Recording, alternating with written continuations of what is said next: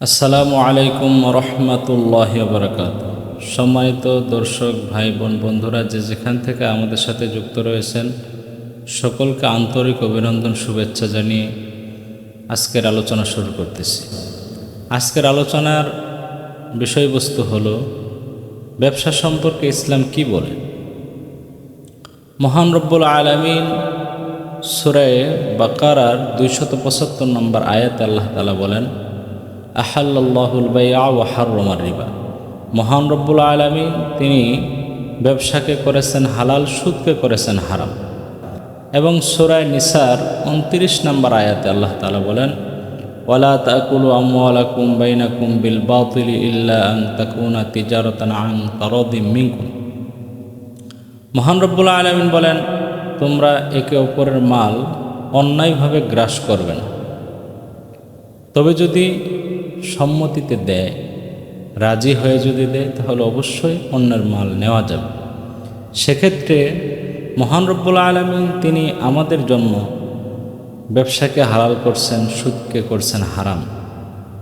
মুহতারাম, আমরা আল্লাহ পাক রব্বুল আলামিনের কোরআনের আয়াত দ্বারা বুঝতে পারলাম যে ব্যবসা হালাল।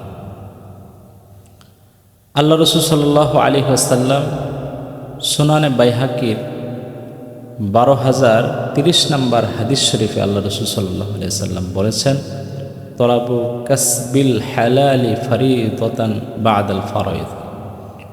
অন্যান্য ফরজের মধ্যে থেকে একটি ফরজ হলো হালাল উপার্জন করা। সেজন্য আল্লাহ রাসূল সাল্লাল্লাহু আলাইহি ওয়াসাল্লাম হালাল উপার্জন করতে বলেছেন এবং ব্যবসা করাকে তিনি পছন্দ করেছেন। এবং ব্যবসায়ীদের ব্যাপারে আল্লাহ রাসূল সাল্লাল্লাহু আলাইহি ওয়াসাল্লাম তিনি সুসংবাদ দিয়েছেন। আল্লাহ রাসূল বলেন, আত-তাজিরুস সাদুকুল আমিন মা'আন নাবিয়্যিন ওয়াস সিদ্দিকিন ওয়াশ শুহাদা। তিরমিজি শরীফের 1209 নম্বর হাদিস আল্লাহ রাসূল সাল্লাল্লাহু আলাইহি ওয়াসাল্লাম বলেন, যারা সৎ এবং বিশ্বস্ত ব্যবসায়ী হবে তাদের হাসর মহান রব্বুল আলামিন নবী এবং সিদ্দিক এবং আল্লাহ তাআলা শহীদদের সাথে করবেন। সেজন্য আল্লাহ রাসূল সাল্লাল্লাহু আলাইহি ওয়াসাল্লাম তিনি ব্যবসায়ীদের ব্যাপারে সুসংবাদ দিয়েছেন। এবং অন্য আরেকটি হাদিস সুনানে দারামির 2538 নম্বর হাদিসে বলেন, আত-তুজ্জারু ইহশারুনা ইয়াওমাল কিয়ামাতি ফুজ্জারুন ইল্লা মান ইত্তাকা ওয়া বাররা ওয়া সাদাকা। ব্যবসায়ীগণ কিয়ামতের দিন তারা পাপিষ্ঠ হয়ে উঠবে, কিন্তু যারা মহান রবকে ভয় করবে তারা ব্যতীত। যারা সত্যবাদীদের সাথে ন্যায় নিষ্ঠার সাথে ব্যবসা করেছে তারা নয়।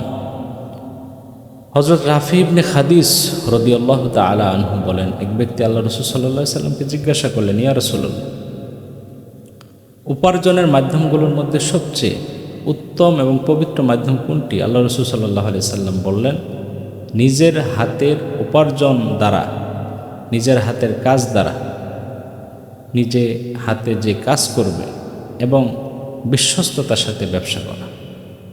এই জন্য মহান রব্বুল আলামিনের কোরআনের বাণী এবং রাসূলুল্লাহ সাল্লাল্লাহু আলাইহি ওয়াসাল্লামের হাদিস দ্বারা আমরা বুঝতে পারলাম যে ব্যবসা করা হালাল এবং সুদের সাথে জড়িত হওয়া, সুদ খাওয়া হলো হারাম।